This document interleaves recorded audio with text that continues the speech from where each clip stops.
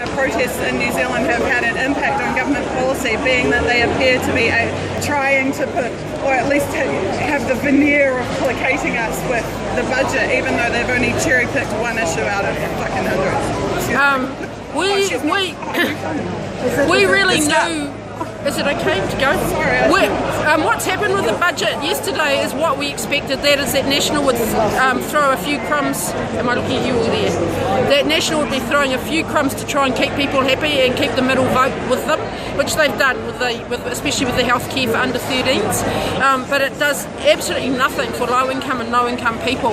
And the National's war on the poor continues. And we just see it as so important that beneficiaries and unemployed groups like ours join together with students and unions and workers and others who are disenfranchised by what this government's doing, and continue to organise protest and take action on the streets, because it's not enough to just depend on the election and on parliamentary parties. We've been sold out over and over again by first National then Labour, National then Labour. This is never going to solve it until we build our own organisations on the ground outside Parliament. We have to.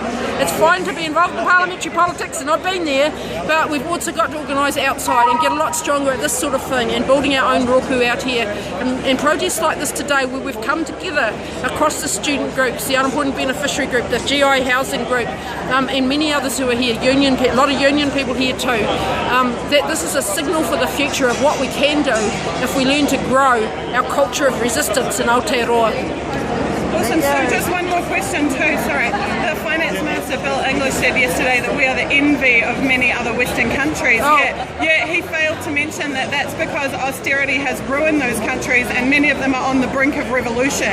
Could you tell me, why do you think that he would claim we are the envy of other countries when there are global protests all around the world that he covers up, which are the reason that we might be the envy for those countries? Oh yeah, well I think we're probably the envy of the elite in some of those countries, because this government has managed to keep people quiet. There's not a lot of organised protests. We don't have big coalitions like Syriza. We don't have a party like Die Linke in Germany, which brings together the far left. We don't have really strong resistance as in Spain, where there's massive indignados and other kinds of protests like that. So yes, Aotearoa might be the envy of countries like that, where we haven't organised to that level of resistance yet. All that tells us is that's what we need to do. We need to form our own version of the indignados, of Syriza, that kind of thing.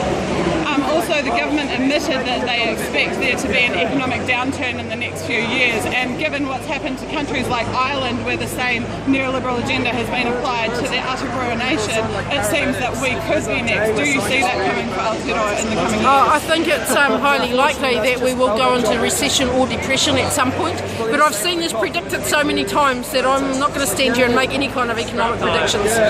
But let's just wait and see. Fair enough. Thank you so much, Sue. Thank you.